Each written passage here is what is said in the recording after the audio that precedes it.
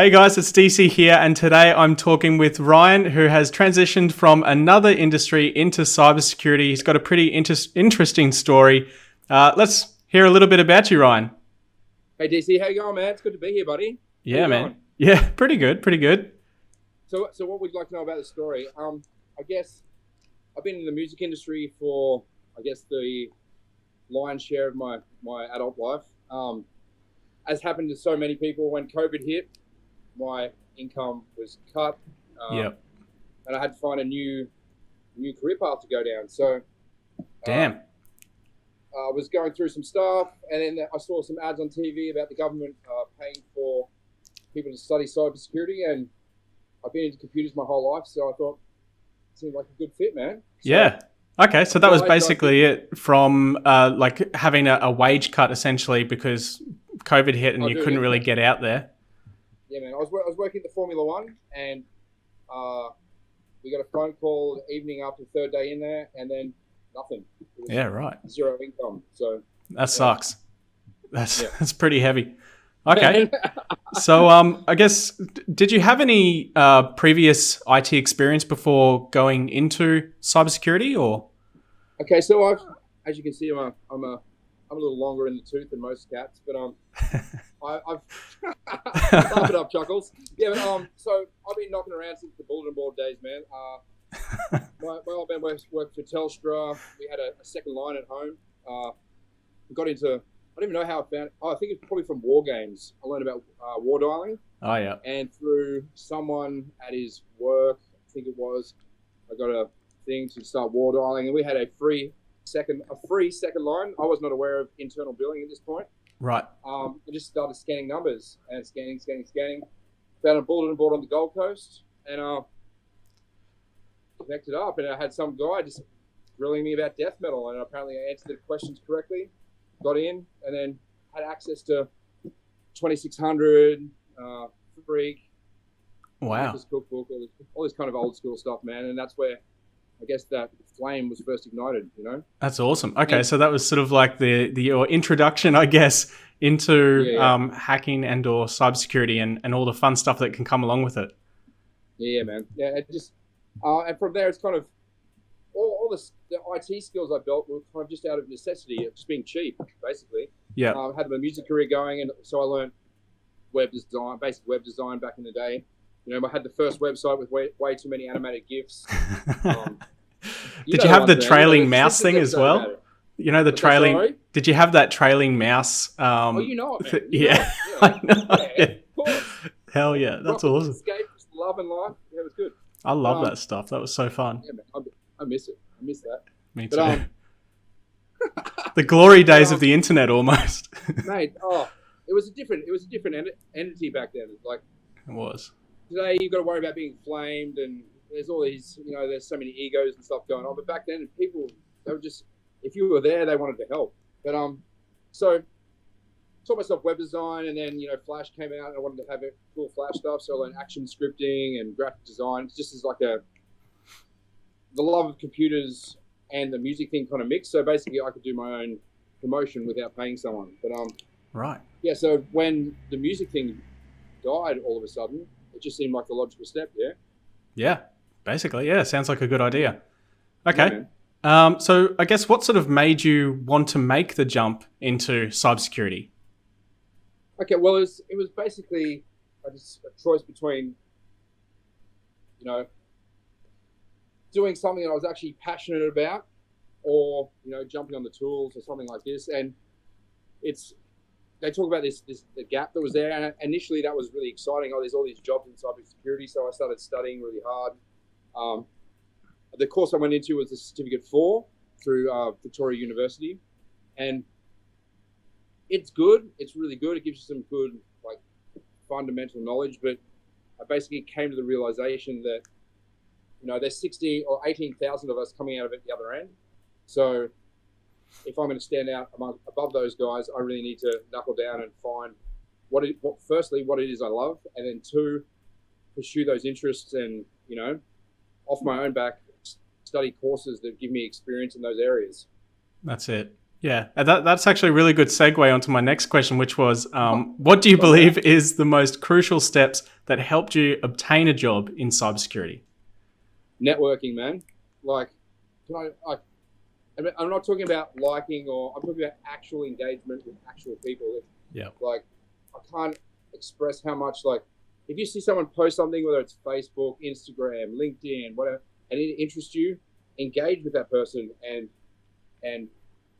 really get to know them. Like I'm not talking about being a sycophant or like sucking up to them. I'm saying, like, ask questions. Really, if you've got an interest, pursue it, and people will notice that. Like, that's it. Make connections with people in your industry. Make connections with other people who are just starting out. Like, and DC, your channel was the start of it. Man. Thank you. I'm glad it helped. Yeah, no. 5 minutes 30 into I think it was your last Q&A, you answered a question of mine about a SANS course that a recruiter told me about. Yes. And it was that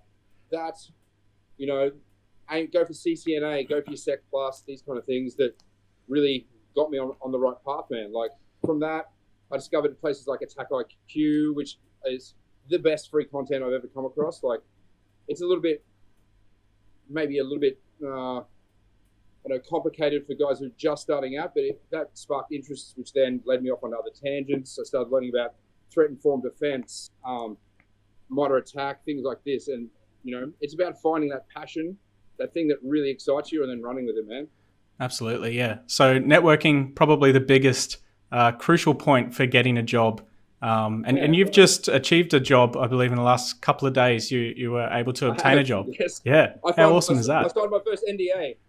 Hell yeah. My first NDA today. Nice. Oh, here we go. Look, here we go. Well, don't show it. Don't show it. Okay. All right, I'll blur it. Oh, but God. Yeah, and that was just through networking and helping people out. Like, this company contacted me quite a few months ago about if I could recommend some good people, because my network was kind of growing, and yeah, I did that. And then a few months later, they came back to me with, "Hey, we're looking for someone to do some remote kind of work," and yeah, I just jumped at it, man. Nice. Okay, that's pretty awesome. It was not my first application. Let me just say, there was some rejections along the way, buddy. I'm sure. Yeah, there always is. That's sort of the nature of the beast of applying for jobs. You're always going to come up against a whole bunch of people who are going to say no, and that's perfectly normal. It's part of the game, really. But yeah, I have noticed your LinkedIn posts especially have been just going off the chain. You get so much engagement out of those now. I know when you first started posting, I was watching and I was like, okay, there's some interesting content here. It's useful for everyone who's in the industry. So it's definitely going to get some traction. And then you just sort of kept at it. And now you've got this huge following on LinkedIn. It's awesome. Well, the thing was, there's a temptation there to I guess, post what you think will have traction. And then, like, if traction's what it's about for you, then you're probably in the wrong industry. You should be in marketing or media. Like, that's it. It's about finding those news articles that you actually care about, like, or that you think would impact your friends directly. Like, if you've got a friend in an SOC and you see something about a vulnerability that's, that needs patching now, you post that. If you're into red teaming and you see a sweet new vulnerability that people don't know about yet, get into that. There's general knowledge. Like, it depends. Just post what excites you and build a network around that, because, like, it's guaranteed there's going to be at least 1, 2, 1,000 other people who are going to be interested in these topics, man. That's it. That's absolutely correct. And it isn't just about traction. I meant traction in the way that it's important information, that people are interested in and can potentially learn from, which is why it's grown so quickly, because it's not so much about you gaining traction on LinkedIn, but more helping other people, which has then gained traction. Yeah. But interesting point. Yeah. Okay. So just on the jobs that you applied for, roughly how many jobs did you apply for before getting the one that you've just got? Now, do you want would you like the realistic one, or would you like the optimistic one? The realistic one. The realistic one, man, heaps. I would see something. I rely heavily on LinkedIn. Like, I'm not on Facebook, I'm not on Instagram. I don't like those places. But something would be suggested, and I would just apply. Like, I had there was some that I was really excited about. I posted some stuff up. I didn't get those, and let's say, I guess in the last month, probably 30 positions. Yep, that sounds about right. Yeah. That's been sort of like the same thing every month, just like 30 applications a month, give or take? I guess over the last little while, I'm probably stepping up. So the first month was probably 10, and then 20, and then 30, realizing how much you have to put in. Like recrafting your resume each time for each position is a time-consuming process. Yes, definitely. I've got from a friend, Colin, actually. He's like the schedule master. And I've actually scheduled into my calendar like certain times of the day that I look for jobs, research the companies, and then I have a certain amount of time chunked out to retool the CV and then write the applications. And it's a time-consuming process to do it properly, but it's definitely it's definitely time not wasted. That's it. Well, it's proven successful for you in the end. You've got the job, so it's definitely. Man. I'm sure it helped out. Yeah. Yeah, I'm so excited about this new position, man. It's good. Oh yeah, that's it. I could tell you're very, very passionate about this, which is awesome, because that's probably a massive part of what's gotten you this job as well, is the amount of passion that you're throwing into the industry as a whole. It's not just about connection or learning this and that. It's also, a lot of the time, recruiters look at how passionate you are to learn or to do great in that job. And they really do look at that sort of stuff. So I'm sure that's a huge piece of it for you as well. Like just from like posting about having the new position, I did a bit of a thank you thing, which you were mentioning, of course. I did, I saw that. Thank you. But just the outpouring of support and like people saying they've been watching my progress on LinkedIn. Like people notice, man. People notice. It's a good story. It's a feel good story. Everyone loves that. And I'm so pretty, man. I'm so pretty.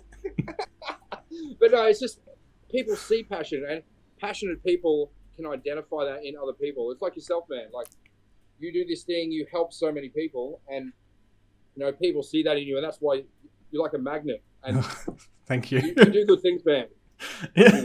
Thank you. I'm glad I've helped out in some way. Okay, the last question was, do you have any advice for other people who are looking to come from another industry into cybersecurity? What's the main points that they should focus on? Okay. I'm not going to go down the certification thing. You've done that to death. Yep. I'm not. Okay. I reckon my 3 top points would be 1, projects, man.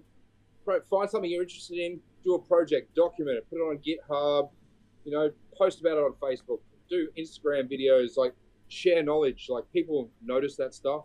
The second thing is pursue your passions, not the dollar, because absolutely, if you're passionate about something and you love it, the money will come, man. The money will come because you'll become the best in that field, or you're one of the best. Like if there's no passion, if you're only chasing the dollar, it's hollow. That's and the third thing is, subscribe to DC's channel because it's awesome.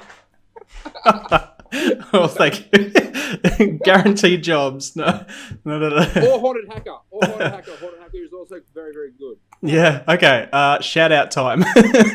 Who would you like to shout out on the video? I'd like to shout out Caribou Energy Drink. IGA, not IGA.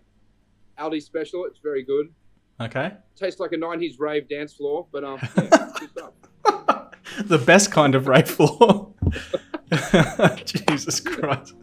All right, it's been fun talking to you, man. I'm sure I'll speak to you again. I'll be following your progress, as I'm sure a lot of other people will be, because it is a very positive thing to watch. So it's always good fun to see your posts, and I enjoy them all the time anyway. So I appreciate it. No worries. I'll catch you later.